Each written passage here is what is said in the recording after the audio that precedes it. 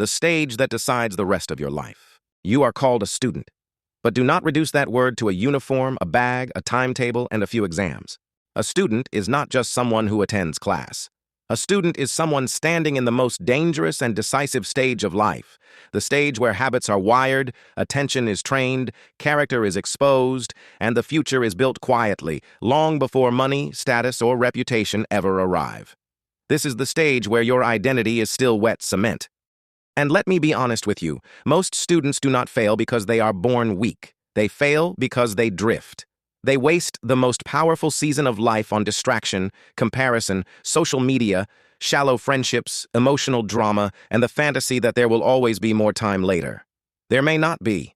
That is why I want you to remember one word. STUDENT. C. Study with purpose. Do not study just to pass. Do not study just to escape punishment. Do not study just to decorate your report card. Study to build a mind. A weak student asks, "What do I need to memorize?" A powerful student asks, "What is this teaching me about life, about thinking, about solving, about becoming useful?" When you study with purpose, even a difficult subject becomes training. It trains your patience. It trains your focus. It trains your ability to suffer confusion without running away. T. Train your mind. Your mind is either being trained by discipline or hijacked by distraction. Social media is not just stealing time. It is training your brain to expect quick reward without depth, noise without effort, stimulation without silence.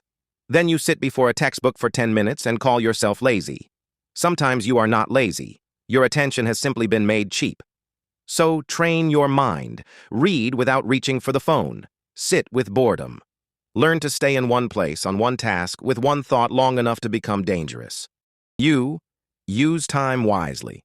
Time is not a clock on the wall. Time is your life in invisible form.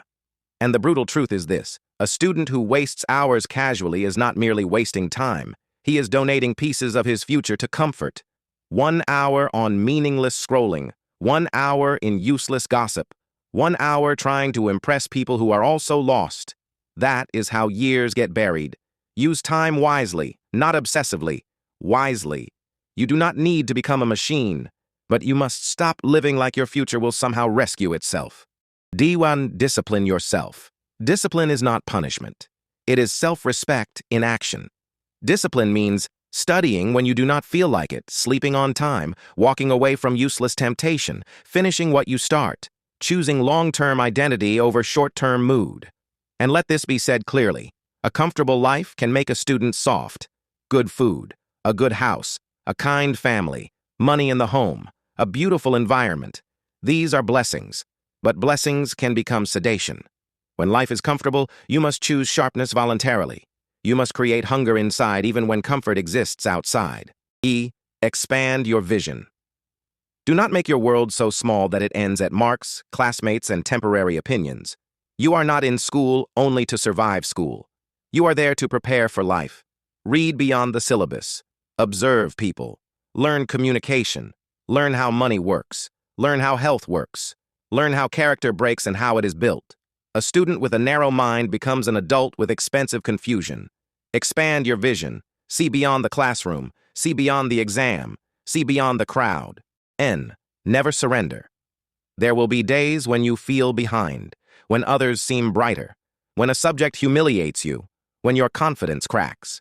And this is where many students begin their private betrayal. They say, "I do not understand chemistry. I am not intelligent like other classmates. I am not beautiful enough to be bold. I am not like them. I cannot do this." These are not harmless sentences. Repeated enough, they become identity. No. You do not surrender to one chapter, one comparison, one insecurity, or one bad season. Ask questions. Take help. Practice more. Stand again. A student of higher calling does not build a throne out of self-pity.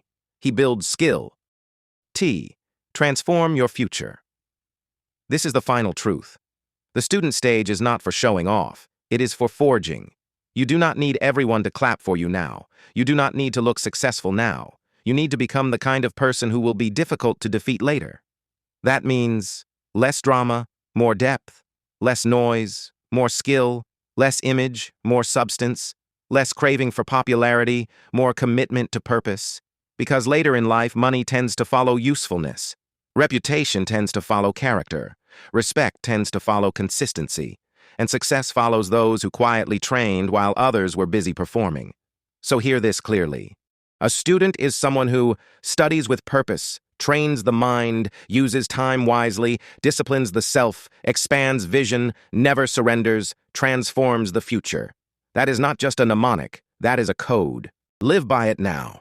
And one day money, confidence, clarity, and respect will not need to be chased like beggars chase approval. They will begin to follow the force you built in silence. Because adulthood will come, and when it does, your excuses will not matter, your habits will. So do not insult your future by living cheaply in the student stage. Build the mind. Sharpen the will. Protect your attention. Respect your parents by becoming capable, not merely comfortable. And turn this season of life into the furnace that makes you rare. Like, share, and subscribe to The Winning Mind if this message spoke to your soul.